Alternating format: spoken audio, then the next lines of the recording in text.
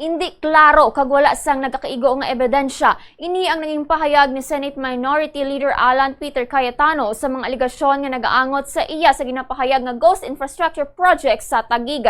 Suno kay Cayetano, handa siya nga magsabat sa bisan ano nga akusasyon kung mayara sang klaro nga ebidensya nga ipakita. Ginpabutsyag man niya nga ang mga national infrastructure projects nga yara sa idalom sang responsibilidad kag ginatukod sang national government. Suno kay Cayetano, masami nila nga ginamonitor ang mga proyekto sa syudad kag sa ila inisyal nga investigasyon wala sila sang may nakita nga ghost project sa ila lugar sa Taguig.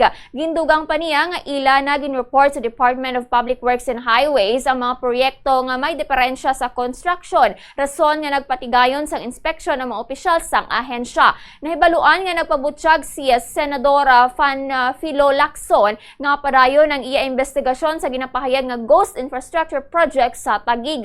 Nakatipo naman sila sang dugang nga ebidensya kag posible nga testigo ang makapamatuod sa questionable nga slope protection projects nga nagabalor sa kabugusan nga 3.385 billion pesos. Lakip ang duha ka proyekto nga may pareho nga location kag description nga nagpakita sang doble nga pondo. Dugang pa ni Lacson nga ginakonsiderar niya ang direkta nga pagsumiter sa mga ebidensya sa Office of the Ombudsman imbis nga ipaagi pa ini sa Senate Blue Ribbon Committee agod mapadasig ang investigasyon. Suno sa iya, ginhatagan niya sang prioridad ang mga proyekto sa Taguig o kon Taguig matapos nga kwestiyonon ni Cayetano ang iya integridad bilang isa ka public official. Apang ipabutsyag niya nga ang investigasyon wala lamang nagatuhoy sa isa ka tawo kag posible nga maiban pa nga mga madala.